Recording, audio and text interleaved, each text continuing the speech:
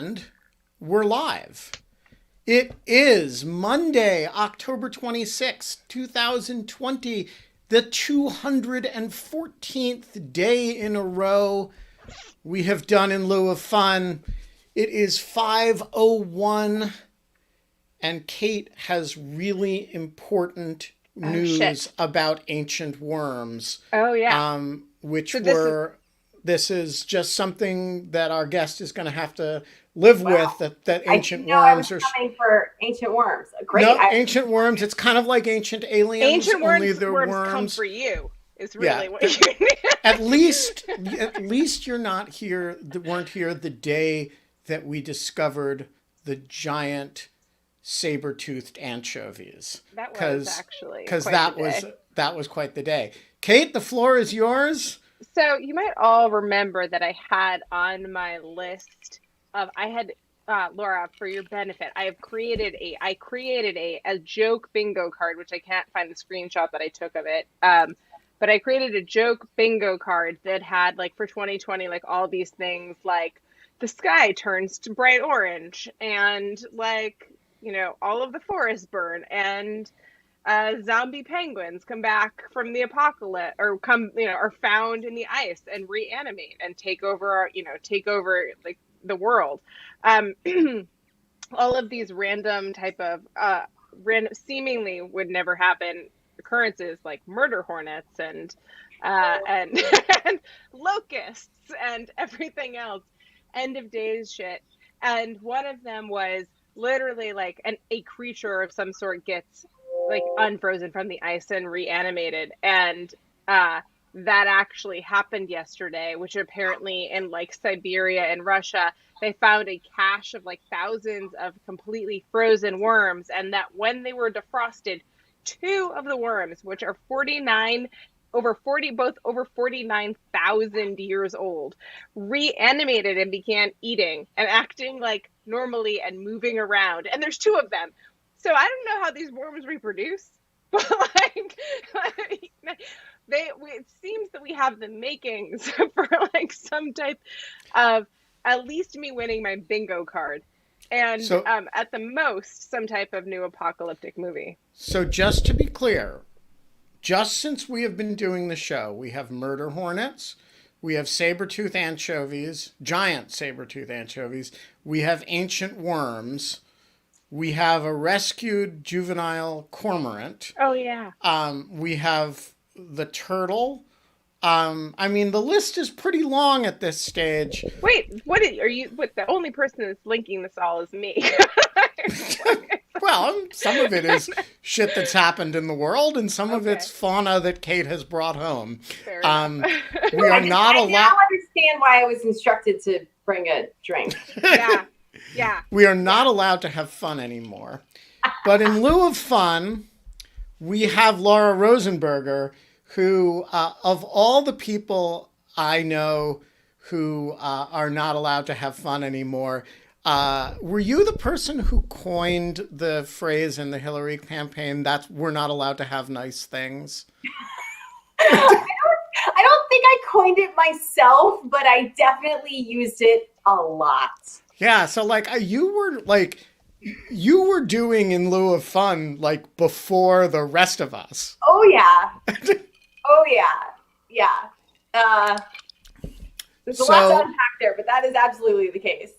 Yeah, so Laura, I'm going to do this introduction very briefly, but there's actually a lot to unpack in the introduction. And Laura, you'll correct me if I get any details wrong.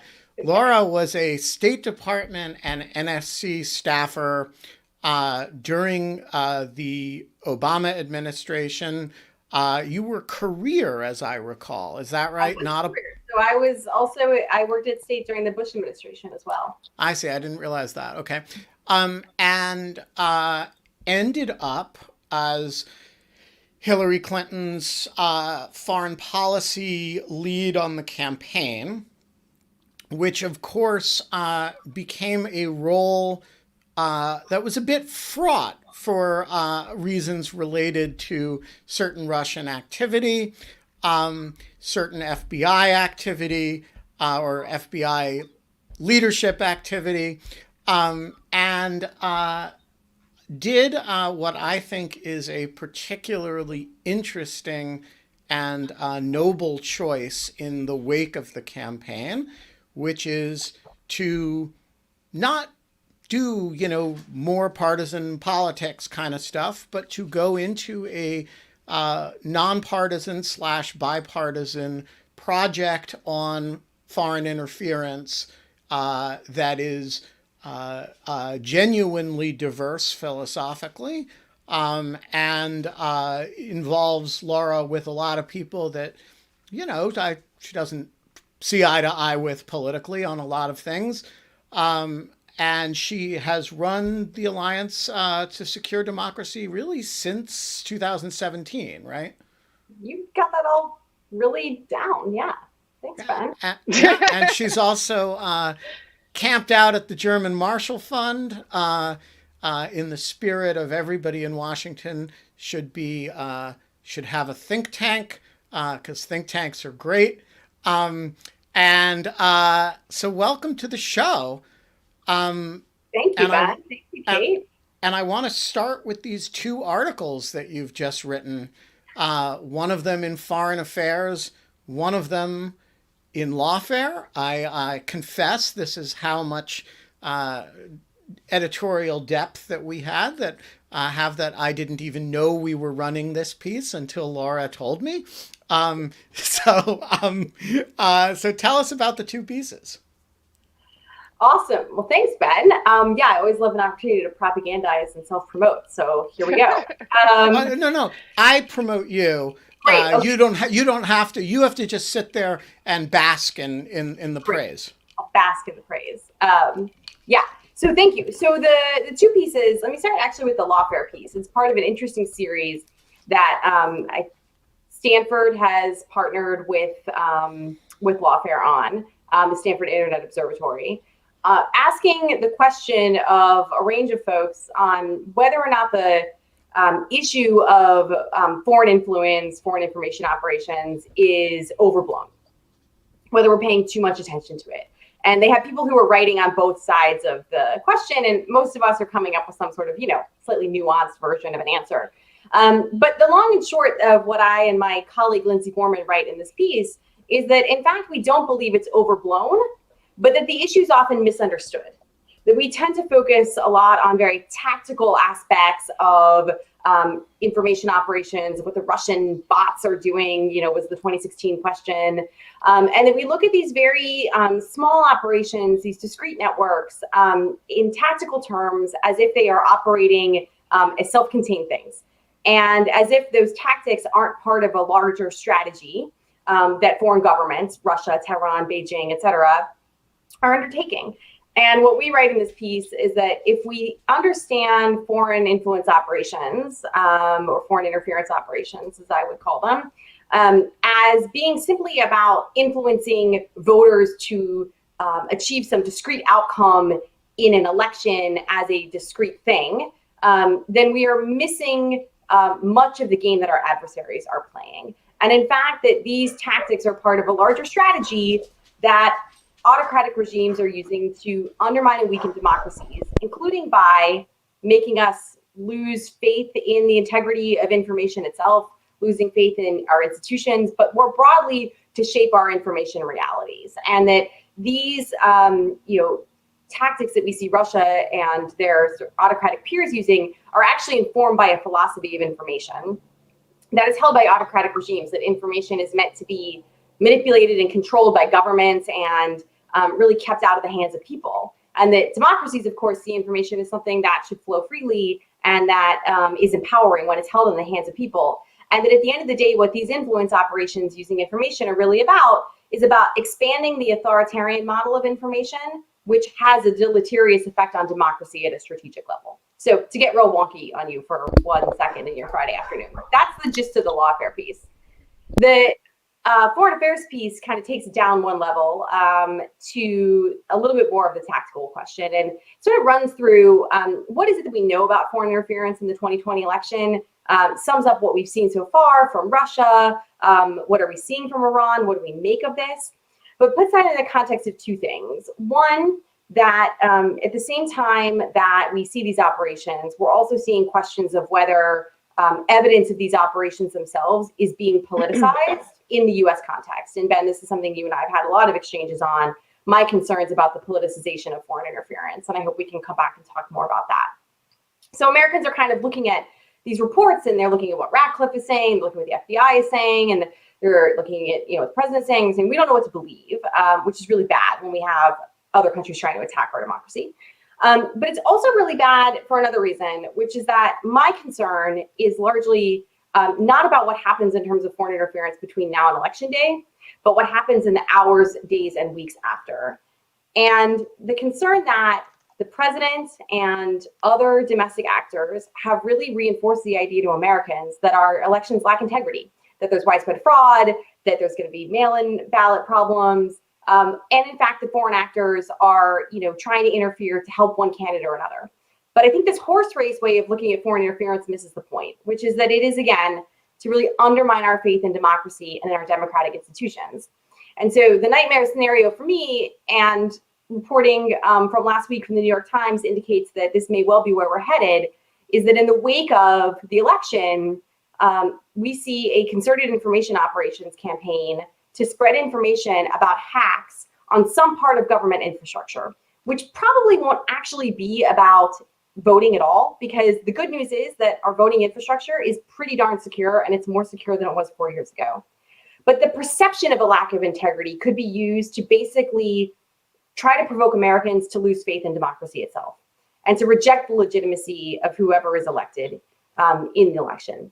And of course, that would align with the president's his own goals. And that's where I think we're very vulnerable, and where I think the good news is that Americans actually have the power to say, no, we are not going to believe these false claims. We're not going to fall for this. We're not going to lose faith in our democracy. We're going to participate. We're going to be patient on election night. And, we're going to actually insist on verifying claims of interference or verifying claims of fraud before we fall for this. So that, in a nutshell, is the two pieces. So you mentioned the New York Times reporting last week. And I, for those in the audience who aren't familiar with it, the New York Times, well, first of all, the Mr. Ratcliffe and Wray and Krebs, announced that there was Iranian and Russian intervention along the lines of involving, at least in the Iranian case, those vote for Trump or we'll kill you emails that purported to come from the Proud Boys. I'm sorry? Very subtle message. Yeah, it was very subtle.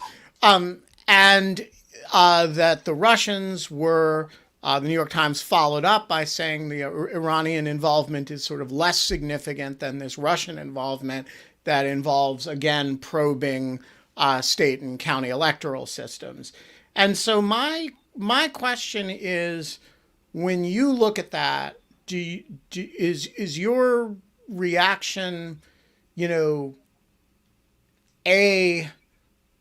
Ratcliffe is spinning a Trump narrative here on election interference, or that there's a serious Iran problem, or both? And is the Russians poking around in electoral systems, does that fit into the category of a serious electoral threat, or does it fit into the category of they're doing more or less what they did 4 years ago, and they're trying to freak us out, so don't get freaked out? Yeah. So on the Iran piece, I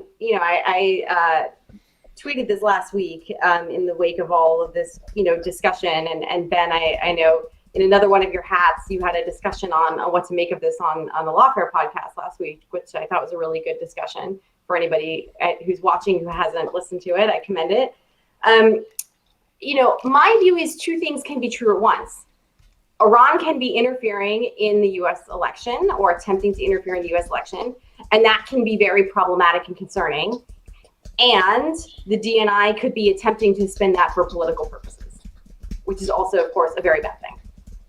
And I think that these two things are likely true at once. And in fact, Google and some other private researchers have also reached sort of independent conclusions that Iran was behind these emails.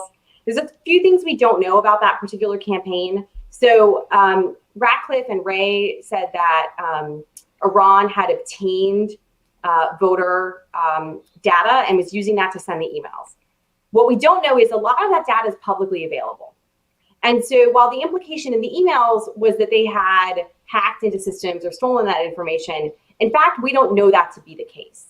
And that is one thing that a lot of us are wondering, in fact, why the DNI and FBI haven't come out and said more clearly as to where that information came from. It may be that they don't know. There was a good report actually from the Stanford Internet Observatory, which I mentioned earlier, looking at some of the data around that operation, trying to reach some of the conclusion about whether it was open source public voter information that was used or whether there was something else there. So I would say it's serious. And in fact, if it does come out that Iran did access voter databases and use that information to target voters, that is very serious to my mind. Now, it was relatively small scale. It was, Google said 25,000 emails were sent through their system and about 90% of them got caught in spam filters. But as a tactical attempt to do something like that, and by the way, voter suppression of that nature is, very clearly illegal in the United States. And so, I take that quite seriously. Of course, the broader point of that kind of campaign, and this is again where we go from like the tactical to the strategic, is that those Proud Boys emails before Ratcliffe and Wray came out and said that they, were Iranian, were blanketing the airwaves of cable news, and people were very concerned about what was happening, right? So it's less about the number of emails that got sent and more about what the broader, strategic effect is in the information environment. In terms of what Russia's doing, look, Chris Wray, when he testified to Congress this summer, made pretty clear that Russia's very active, and to his mind, while he didn't use these words exactly, was the most significant threat from a foreign actor that we're facing in our election. And I think if we went down the list of all the different things that Russia's been doing, it's quite significant. Now, I would argue that I think it's still probably not to the scale of what we saw in 2016, right? We haven't seen the massive hack and leak campaigns like we saw with the DNC emails of John Podesta. No, and it's not remotely as successful. Right. Yes, well, we don't know. Yeah. That's true. That's true. There's a lot we don't know.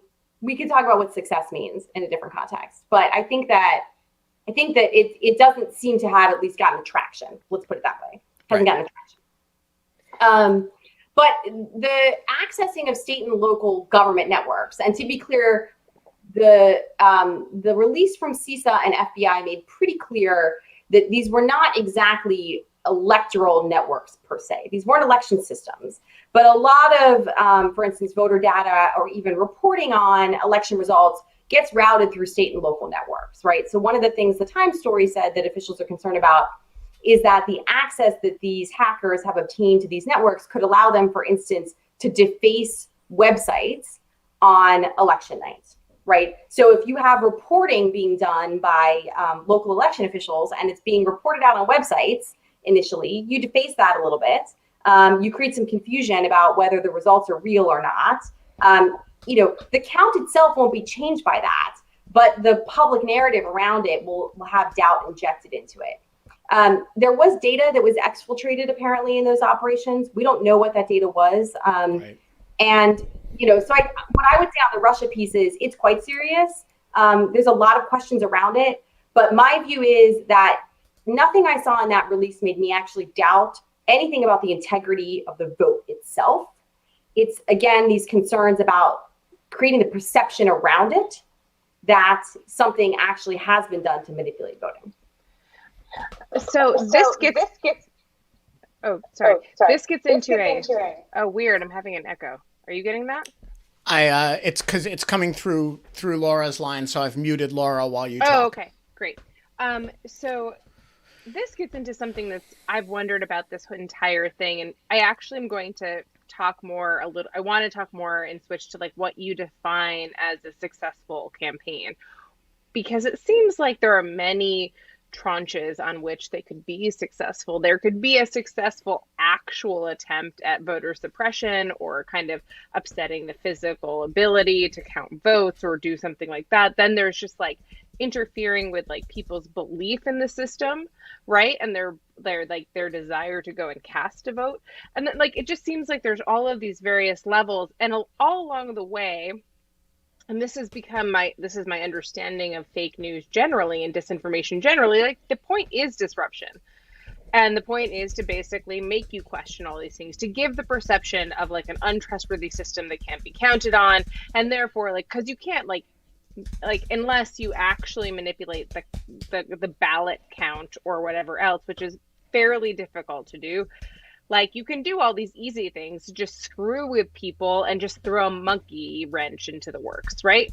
And so I guess what I was going to ask you is like, what does success look like, given that they understand that they're not going to like maybe ensure some type of necessarily a type of outcome, and like just sowing discontent, disbelief, mistrust with one's own government or the people that run it in government generally.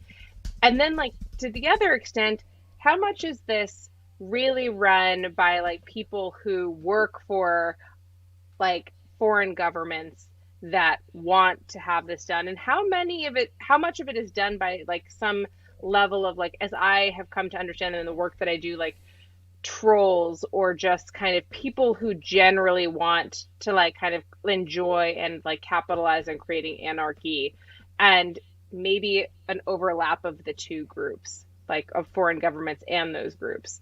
But I'm just curious to hear kind of your thoughts on those two things. You are now unmuted. I am now free to speak. Sorry for the echo, guys. Kate, those are really fantastic questions. So I think the first point, you're 100% right on what the goal is. It's in most cases, not always, but in most cases, it's less about convincing people of some particular idea or narrative, and more about creating this idea, as you suggested, of doubt, of chaos, of losing faith.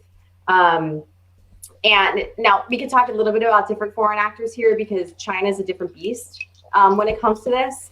And while they're toying around with some of the other tactics that look a little bit more like the nihilistic Russian and Iranian stuff, the Chinese operations actually do usually want to in part drive a narrative. But for a lot of what we're talking about today, you're absolutely right. But that's not the primary goal. And so for me, what success looks like, and this is why I say like, I tend to think that like trying to measure impact in terms of flipping election outcomes and things like that is sort of the wrong way of looking at it. It's about, success looks like making us lose faith in ourselves. Like that's kind of the ultimate end goal. And the troubling thing is that at the moment, that goal aligns, unfortunately, with what we see from a lot of domestic actors, right? Who are also sowing a lot of disinformation and chaos and trying to make people doubt the integrity of institutions, whether that's the deep state or, employing the FBI to political ends, right? All different sorts of things, or more to this point, right? To make us doubt the integrity of mail-in balloting and all this stuff. So I think that losing faith is absolutely the ultimate sort of goal and what success is in part about. And I think on that front, they've been pretty successful. And I would just note, even, the intelligence community assessment from January of 2017 that looked at the 2016 Russian operation assessed that Russia had 3 goals. The first of which was to make Americans lose faith in democracy, and I can't remember the exact wording there, but to weaken democratic institutions by people losing faith. The second was to weaken Hillary Clinton, actually believing that she was probably going to be elected and make her less able to govern and less legitimate as a leader. And only the third was to help Donald Trump, which came very late in the game. That's exactly what I was saying. Yeah, right. And we sort of forget that we've sort of looked at this historically now so much through the Trumpian lens, right? Just like he takes over everything, he's taken over this conversation too. And we miss the point. And frankly, I actually think that in part feeds some of the politicized narratives that we see around this issue. So that's on that point. On your second they point, make it about stealing the election when it was like about stealing our like like our fundamental like gut reaction instinct to trust our electoral system. Like it was something that they took was much deeper almost. Yeah, totally. I totally agree. To me, it's more significant actually. Right. No, I agree. On your second question on sort of the who, it's a great question, and it's a complicated question, right? Like even in the it depends on exactly what we're talking about. So one of the things that's actually been really interesting over the past few years, let's just stick with Russia for a second. So Russia has had to evolve a lot of its tactics, as the social media platforms, as U.S. Cyber Command, as state and local governments are like catching up with them, right? One of the things that we've seen is actually much more engagement by Russia's intelligence services directly in some of the social media influence apps. We didn't see a ton of that in 2016. We saw some of that in 2016, right? Don't get me wrong. In fact, I don't think that's gotten enough play. But most of what we saw in 2016 was, right, the Internet Research Agency, the so-called St. Petersburg troll farm that people have heard a lot about, which is kind of an outsourced operation, right? It's the so-called Putin's chef, right, who sort of runs this thing with a wink, wink, nod, nod. You do this thing that I like, and you'll get things that sort of reward you. That operation's been sort of further outsourced, right? So like one of the more interesting things in the past year was the IRA, the Internet Research Agency, actually outsourcing some of its trolling activity to fake nonprofits that it created in Ghana and Nigeria, targeting Black voters in the U.S. Like it was a way to sort of circumvent platform protection. They got caught. The good news is like a lot of these kinds of operations haven't gotten a whole lot of traction in recent years. But we have seen the GRU, Russia's military intelligence, as well as what looks to be probably SVR, but totally not entirely sure of like there's attribution questions there, but actors that are more directly connected with the Russian state engaging in some of these operations more directly, in part because they have a little bit better OPSEC, and in part because they've actually been doing more to recruit actual Americans to engage in these operations, right? So unwittingly, I should be clear, right? But these online journals that they've created, to basically try to influence Americans covertly, where they hire Americans. It's a little bit more of an intel op to try to recruit somebody in that sense. So we've seen actually a little bit more of the Russian state doing that, but they rely heavily on proxies, right? So if we take a different strand of the, Russian interference story, and we look at what Andriy Derkach, a Ukrainian parliamentarian who Treasury actually named as a Russian asset, a Russian agent, has been trying to launder material that he believes would be harmful to Vice President Biden through a bunch of proxies and cutouts, including Americans.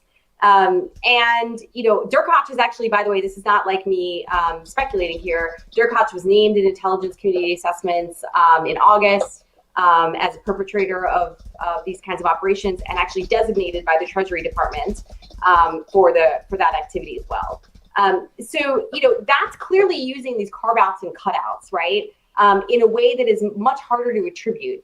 If we looked at other nation-state actors, Iran, China, et cetera, we'd see similar phenomena where a lot of this actually isn't necessarily directly regime-connected, but sort of outsourced. And I'm going to take China for 1 second. It's very consistent actually with what they do domestically, right? China has for a long time had this 50-cent army that's tried to influence domestic conversation online in favor of the Chinese Communist Party. And so it's natural that they would spin that outward. Actually, it's completely consistent. Oops, let me mute you. It's completely consistent with what American practice has been of late internally. A lot of things that people don't want to route through the Trump administration get, say, routed through the New York Post, or routed through Fox News, or routed through Breitbart or OAN. It's people think this is some exotic thing when authoritarian regimes do it. Look around at the right-wing media ecosystem. That is actually what's happening in this country every day.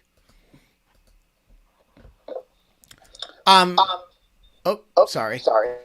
All right, Kate, you have a follow-up question. Yeah, but I actually wanted, it looked like, well, Laura, whatever you wanted to say, you can say it as soon as I finished the follow-up. But it was like, I think, well, I would say that there are things like people have played that meet, like not to like like not to say that Breitbart and Fox and like New York Post are not like some piece of that entire of like a very solidified GOP or like Republican or like right wing kind of system that they have created for these types of things. But I would say that like that there's like that's not as bad as kind of like the stuff that makes, at least like you see something come from the New York Post, it has some kind of like patina of like or something of like kind of a journalistic integrity or like knowing at least where it came from. Whereas, like, I feel like the idea of how all of this other disinformation runs, it runs in ways that make you question your entire like country and your entire ability to vote or cast a ballot in a way that like is much more like you don't even realize you're doubting yourself and doubting everything that's fundamental to like your entire system of government until it's too late. And being even proven, like having to do the work to prove that you're not like being manipulated by all of this is almost like makes it worse, like makes you have to engage in the process to kind of bring doubt into your system and then like purge the doubt and like with fact-based evidence, and that itself like just creates like makes you kind of like sets yourself up for more so I'm just kind of curious, like that ability is, it's very interesting. Do you think that is something that is unique to democracy? Is like this idea, or people who are or like living in a democracy? Like I wonder what you would do similarly to kind of create the same type of doubt or control over people in an authoritarian government. Like if the US, for example, was to go in and try to create some disinformation campaign in Russia. Am I unmuted? Yes. Okay. Sorry. I can't see the little mute button until it pops up. So sorry for the pausing. No, it's fascinating, Kate. There's a lot there, and I'll come back to Ben's point too. So I think first of all, on your point on like having to like that questioning and doubting, it's a really important point. I mean, one of the things that worries me is sometimes I hear people say, when asked the question like, what should voters do to, be on the lookout for disinformation? And I hear people say, well, be skeptical of everything you see online. And that is actually really worrying to me. Like, if we're like, you need to think critically about things as you do with every piece of information, but to be skeptical is different. And that sort of doubt is really problematic when it comes to democratic debate, right? And frankly, like, not to jump way ahead here, but there is like a longer term concern about things in the bucket of synthetic media, right? So this is what people may have largely heard about called deep fakes, which refers to AI generated audio and video content, where it's basically undiscernible to the human eye and ear that it's been edited. But there's also other kinds of synthetic media like text and different kinds of things. But the reality is, if it's undiscernible to the human eye and ear that it's been manipulated, how can being skeptical actually help you, right? Yeah. It's a really big problem. It kind of, what I was going to say and follow up with is going to be like, it leads to more people believing in crazy conspiracy theories, I feel like, eventually, or could, if you're skeptical of everything. There was a great article, and I cannot remember where it was, and so I'm going to apologize to the author here, but there was a great article that was written a few months ago. Maybe it was like early pandemic days. I can't remember time anymore. But it was actually about how QAnon is like actually the ultimate story of like why of the limitations of media literacy, and that in fact, if you like look at the way that people are interrogating information and asking questions in QAnon land, that in fact it shows that they're really like the problem with some of, I mean, not that media literacy isn't a good thing, right? But where it's taken to an extreme or relied on exclusively, that it has real limitations, and that QAnon folks actually have like a high digital literacy in a way. So that I think is a challenge that I would totally concur with. Ben, were you going to get in? No, go ahead if you're not done. Okay. Well, the other thing then, back to Kate's point. Sorry, Kate, you had another really good point that I was trying to keep in my head to come back to, and like it ran away. There was another piece that you mentioned. Well, we'll come back to it. But the last thing I would say on back to Ben's point about domestic media and all that is, frankly, that the vast majority of these tactics are successful because they have a sort of ripe environment in which to foster, right? And so I don't think that the question of like domestic media and what we see happening there and the domestic information environment is totally divorced from what we see on the foreign side, right? These tactics are successful because, in fact, like Americans do have reason to doubt their institutions at the moment, right? And they do have people who are sowing doubt. And they do have reasons to think that intelligence might be being spun for political purposes, right? Not by the career analysts in there, but by the partisan mouthpieces that have been installed on top. And so it really does become this like hall of mirrors, right? And that is the really, really dangerous part of this. And this is why like I'm going to like go back to like one of the things I said earlier, because we're getting to the dark and scary place. I feel the need to like reinforce here that like the good news is that Americans have some control over this, right? Like to the degree that we can all like take a breath and be patient and be calm, right? And like try to push for transparency and, and actually participate in the system rather than lose faith. Like we actually have agency here. But I think it's at risk if these forces are able to collide in a dangerous way. Speaking of having agency here, I have two people who have some agency here. The mysterious P should turn on his camera. One of them is President Ilves, whom I know you know well. Tomas, welcome back to In Lieu of Fun. Hi, well, it's great to be here, and thanks to the difference between the United States and Europe for leaving daylight savings time. I'm actually doing this at a time in which my mind kind of works, so it's only 6 hours difference between you and me. Oh man. But I was going to say, first of all, it's great to see Laura here, and I just, in fact, read an email from her about 10 minutes before the show started. But I think everything you in your article today was really good. So I think, the foreign affairs piece is something which I think needs to be understood much better, and in fact, much more broadly, because the goal, I don't think, has ever been to actually get one candidate or another. The goal has been to disrupt, to confuse, and sow chaos in whichever society it is that has been chosen. I mean, it's not only the United States. Macron's election in 2017 was a perfect example of an attempt to really cause a mess. And then you have all of the smaller incidents here and there, and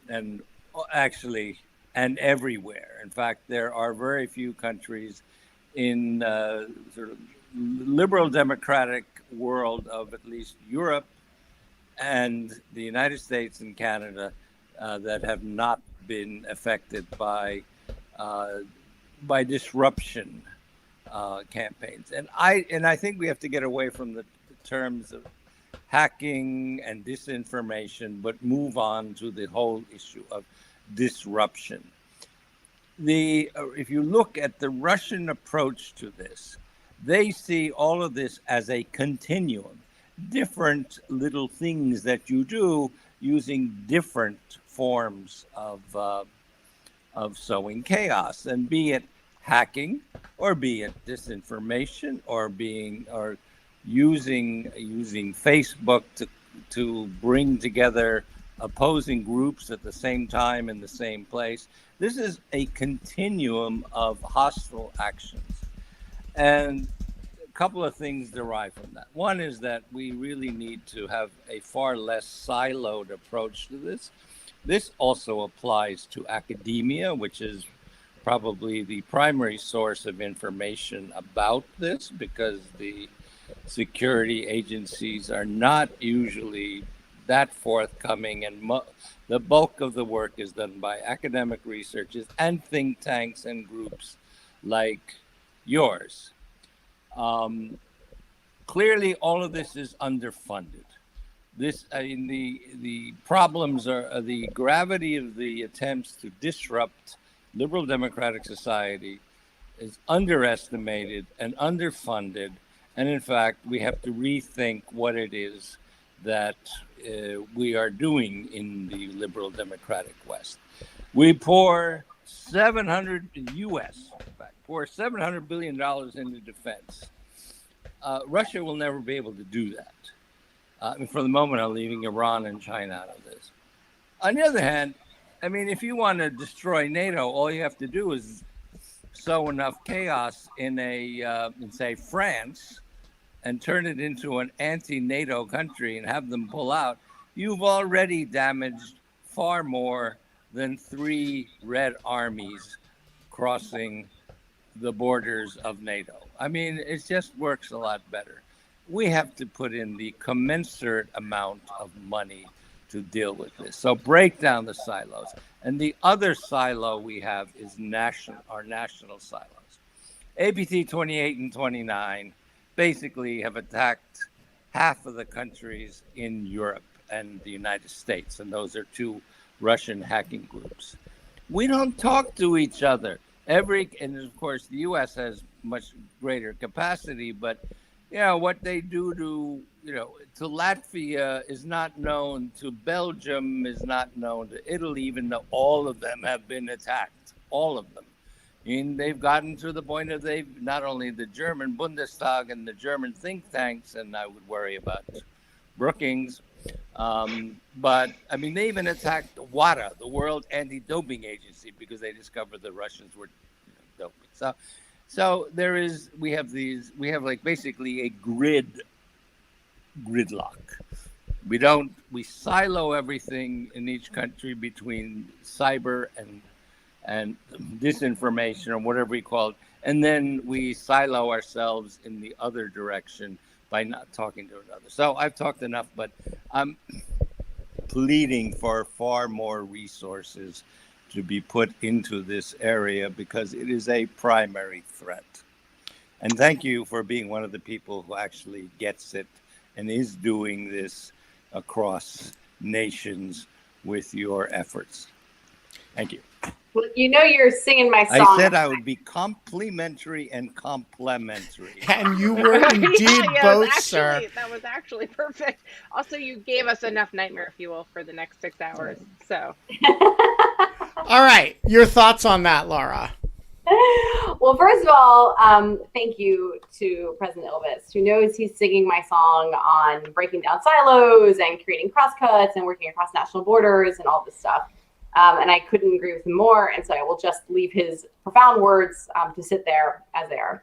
And I certainly can never argue with more funding for efforts in this space, especially for those of us who are working in the nonprofit world, in the academic space. But I would just note a few things there. One is that, in general, my own view is that, number one, this pans back out to sort of the strategic argument in the lawfare piece we talked about at the top. I believe we are in a systems competition between democracies and autocracies that will largely define geopolitics over the next couple of decades. And I think that has significant implications for, when that is happening alongside a sort of technological revolution, has significant implications for where the battle is going to be fought. And I totally agree with Tomas that a lot of this is not going to be fought on military battlefields. Doesn't mean that the U.S. still doesn't need to be prepared to defend against and deter conventional military and strategic threats. However, we absolutely need to resource our ability to engage and to frankly understand and engage in competition in these non-military battle spaces, which, by the way, are in many cases asymmetric. And so the U.S. needs to kind of think about, how do we reset the battle on our terms in a way that's not disadvantageous to democracy, right? Because can't remember who it was. I think it was Kate actually earlier who, floated the point. Now I'm going to remember what it was. Like, what does it look like if we do this to Russia, right? Like, what does a disinformation campaign look like to Russia? Well, part of my view is actually that the US should not mirror image here, that we shouldn't engage, and I don't think you were necessarily suggesting this, but that we shouldn't engage in the same kinds of destructive operations that Russia, China, Iran, others are engaged in, because then we're going to be in the race to the bottom for, democracy losing, right? And so, engaging symmetrically on these battlefields is not necessarily the way to think about it. We've got to reframe the competition in a way that's advantageous to us. Good news is democracy has a lot of advantages when we actually do things right and when we strengthen ourselves and all of that good jazz. So it requires a lot of resourcing. But the other thing is that this isn't something the government alone can do, right? The private sector has a huge role. Civil society has a huge role. And so along with Tomas's really profound points on breaking down silos and working across other countries and resourcing these issues, I think we also have to develop new mechanisms for actually engaging across sectors, right? What does it mean not just to have sort of throwaway lines of public-private partnerships where government's working in parallel with the private sector, in parallel with civil society, where we're meaningfully working together on a problem set? Because I think that's what this issue demands. The second person who has shown up is somebody that I've been trying to arrange a YouTube meeting for, it feels like a couple years now. But since he's been, what's that? It's COVID time. It's been whatever since COVID hit. It feels like Yeah, but first we were going to do it in person, and then we were going to have a Zoom meeting. It just kind of never came together. But you've probably seen him on 100 shows and interviews since then now, so he doesn't require exactly an introduction. But Pete Strzok, meet Laura Rosenberger, and vice versa. By the way, I'm sharing a link for speaking of resourcing at which you can support the Alliance for Supporting Democracy. And you should also tweet when you do, because that's a good way to, it is, wait a minute. Hang on a second. Did I just share a fake link? No, that's a real link. Yes, the URL looks fishy. I believe Laura will verify for us that that's the real link. And it does look fishy, but it's not. It does look fishy. That is the real. That's because I will explain very briefly for any cybersecurity folks out there. Future is our email. Future is our email service, which we still GMF in some ways is it's a decades long well established institution that is updating some things, including our email services. So Future is our email service. That link comes from probably one of our emails. As long as I didn't just send something that was a direct to the GRU. Anyway, Pete, the floor is yours. Thanks, Ben. Laura, great to meet you. I'm in front of everybody watching the podcast. I guess good news, bad news. I agree with almost everything you're saying. So that's scary in a way, because I'm also a lot more worried about November 3rd afterwards than I am what's going on right now. But I did want to ask how you thought about the tools that are available. If we anticipate there's not going to be any sort of support out of the existing administration, either through inauguration or for inauguration, re-inauguration +4, what sort of tools exist? There is a little bit of a gray area within the executive branch. 2018, there were things that the intelligence community did. Notwithstanding what was coming out of the White House, there were still some sort of, proactive and responsive measures, if you believe what was reported. But I'm interested to see what you think about that and what might be possible. And then the second question, if we have at least a divided Congress again through January, what sort of tools are out there from a sanctions in a kind of theoretical sense, things that can be done either through one house of the Senate or of Congress or through private entities to bring some sort of response to potential bad behavior if we're not going to get a sort of whole of government response to that like we.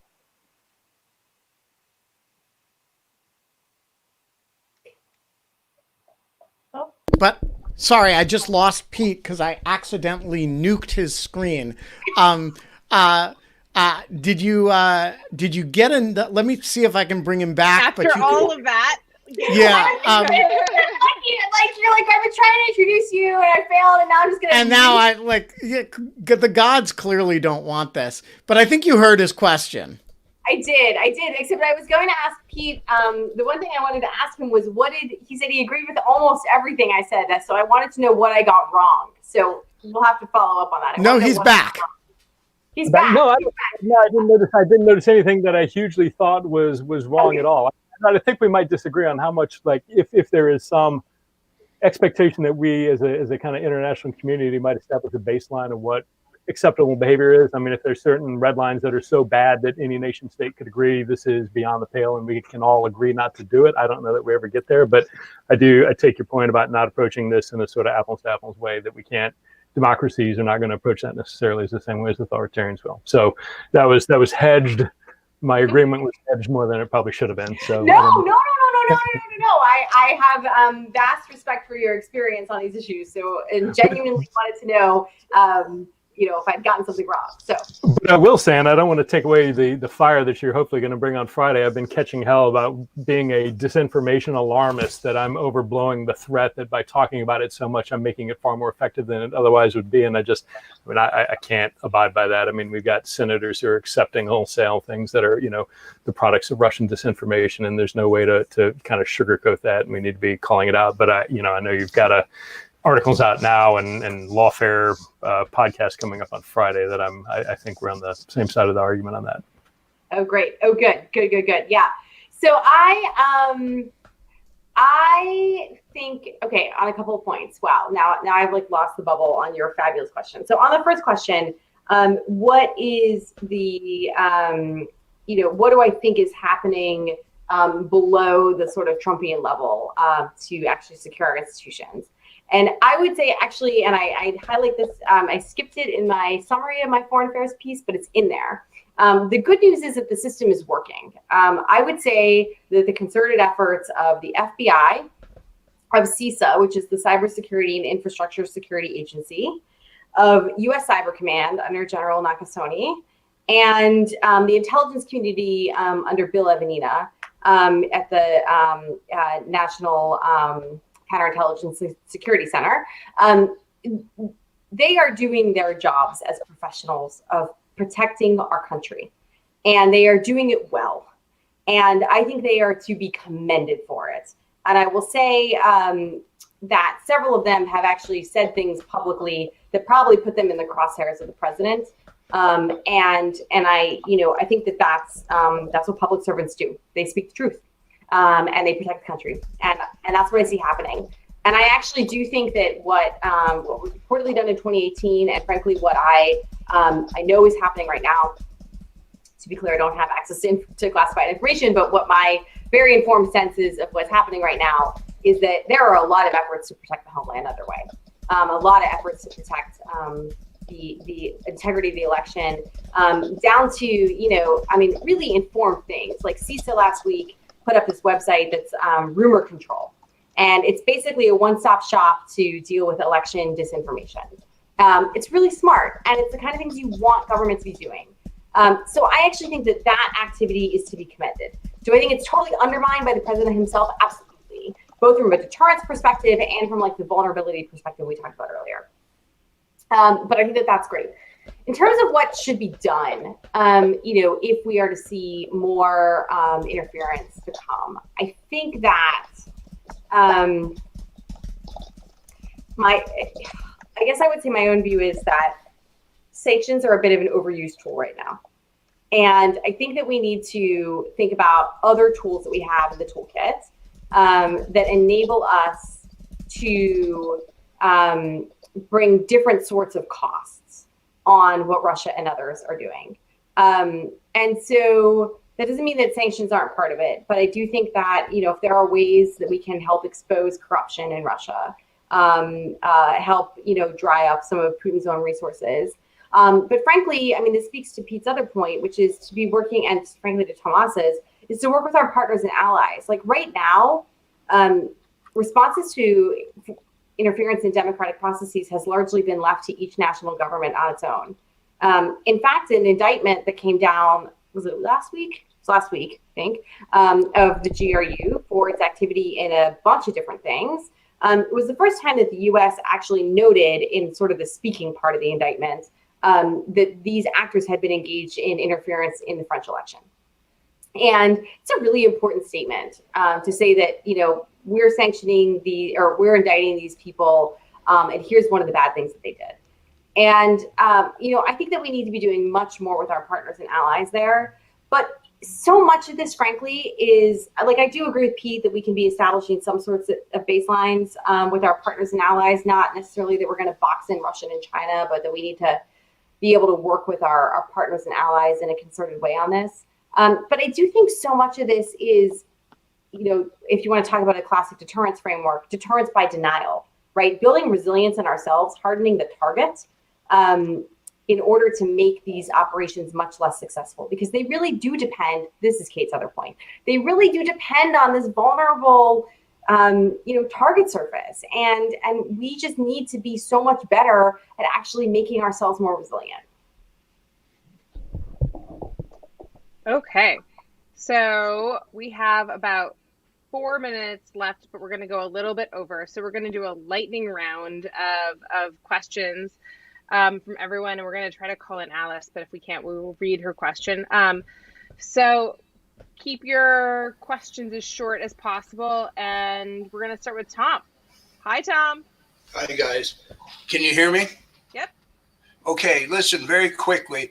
Laura, I'm a student of the 2016 GRU operation. It seemed surgical to me. They had a mole. They had connections to the neighbors. They had a plan. Okay, now the laptop thing seems incompetent. All right, it just seems, I don't know, screwy. Do you have any feeling for what they might have for like dirt or some sort of other operation? Do you think they're just going to have just nothing between now and then, or do you think they're going to pull something out? I'm talking about the GRU, FSB, whatever you want to call them. Okay, they're really under one shop, I think. But whatever, I'm just asking that question. I'll keep it brief. I'm trying to go with Kate. Thank you, Tom. Go ahead, Laura. What do you think? So, I obviously don't know what they have, and I'm not going to speculate on it. I do think that, this late in the game, it probably means that either they don't have much, or what they have they think isn't going to necessarily change the equation. I'm not terribly worried about a hack and leak between now and the election. To be clear, that doesn't mean it couldn't happen, and that doesn't mean it wouldn't be like a big deal from, the perspective of interference. But I do think that, if there was something that was coming, it probably would have come by now. And there's been some good pieces written on some of these issues by a few colleagues in this space. So as I said earlier, I'm far more worried about what's going to happen the night of November 3rd and in the days after. Yeah. Daniel, the floor is yours. Do you think we'll see something akin to the Geneva Conventions for cyber warfare in the upcoming decades? It's a great question, and it's actually been proposed, including by Brad Smith from Microsoft, to a good bit of questioning and controversy. Actually, I think that it is a really challenging area, and I will be honest that I am not optimistic for such a framework, and I have some concerns ultimately about such a framework given the nature of cyberspace. Do I think that means that we don't need some normative constraints there? I do think we do. For instance, attacks on hospitals probably should be off limits, right? Especially in a pandemic era. Yeah, don't tell that to the people of Prague today. Yeah, no, I mean, it's like, we've seen hospitals affected in a number of cyber attacks. And so I think, should that be off limits? Yeah. But what the NotPetya attack showed was, interestingly enough, hospitals weren't the target, right? They were collateral damage. And so what do you do with that?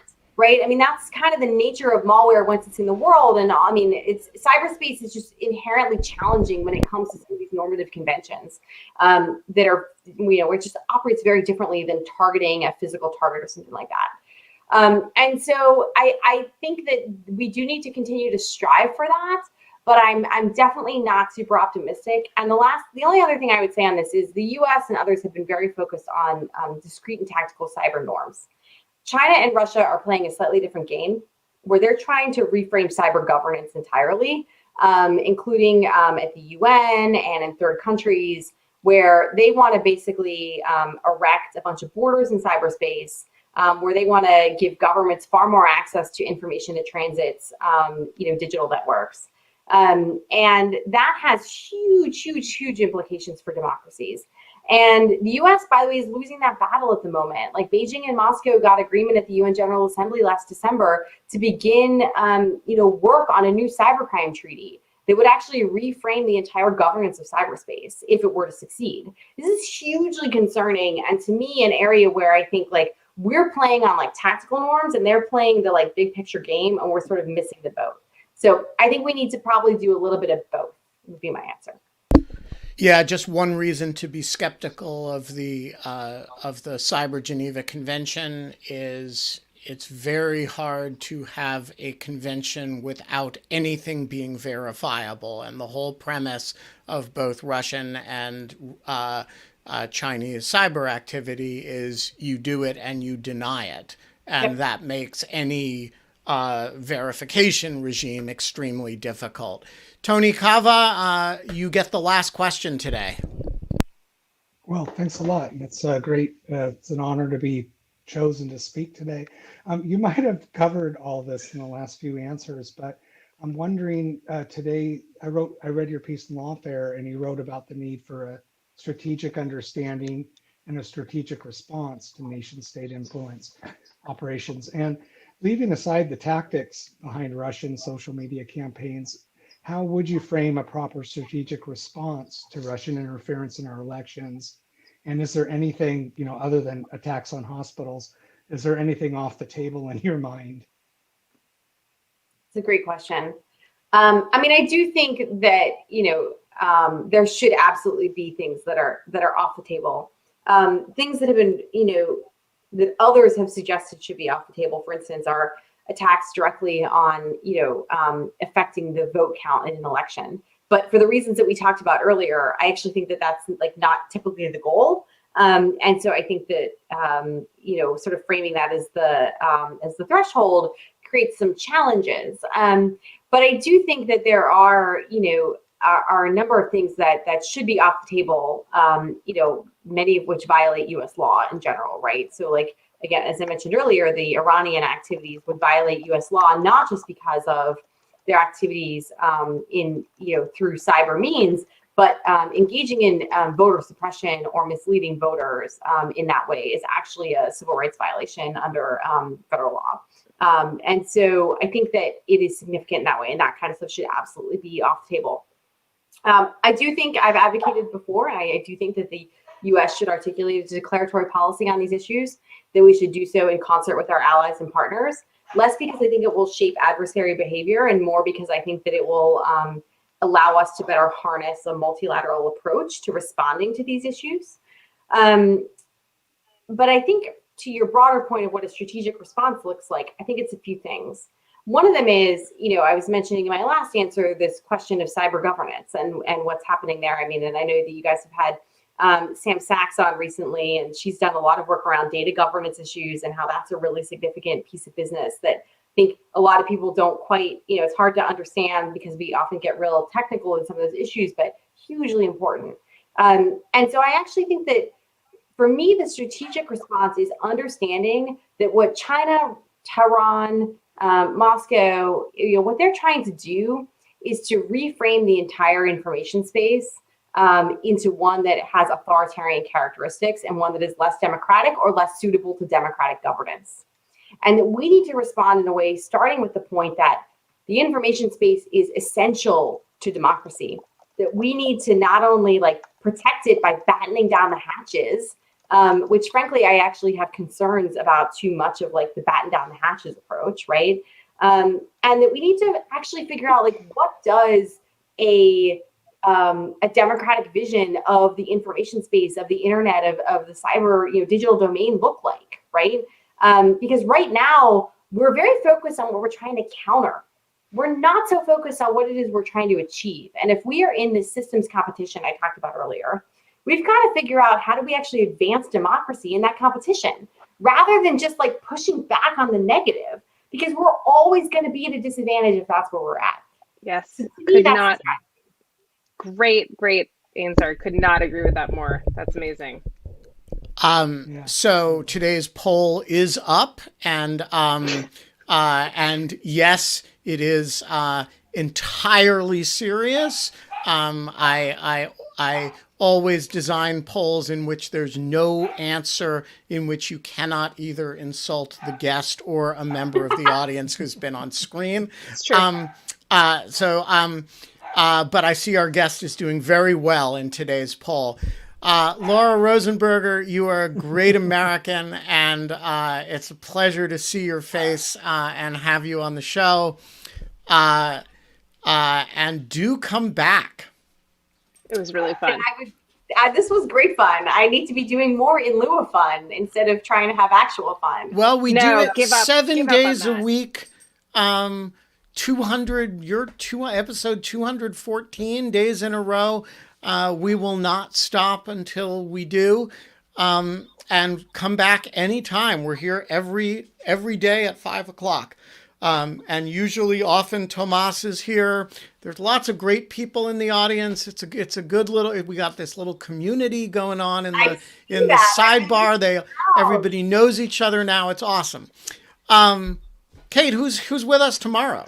Kashmir Hill is here tomorrow, so that'll be fun. The ever elusive Kashmir I know. Hill. She's been very elusive, but no, she's good to go. So I'm very excited to see her. I'm personally excited to see her because she's one of my best friends. So like, I'm just like, yay! Like, get to spend an hour with Cash. Yeah. And Wednesday we have Virginia Heffernan, and we're going to, as per the marching orders from the audience on Saturday, we're going to have a funny person to make fun of the election and a serious analyst to talk to. Virginia Heffernan's a little bit of both, actually. So is Mike Chase. It'll be good. Very fun. Yeah, no, it's going to be good. Mike Chase and Virginia Heffernan. And tomorrow we will be back 22 hours and 48 minutes from now. 52 minutes from now. And until then, we don't have fun anymore, but we are awash in information warfare. So stay in your bunkers, come up only to fire. We're shaking our heads. Then we take down the enemy. And have faith in our institutions, because that's what they don't want you to do. Finally. And vote. Frickin' vote. Okay. See you tomorrow. Bye.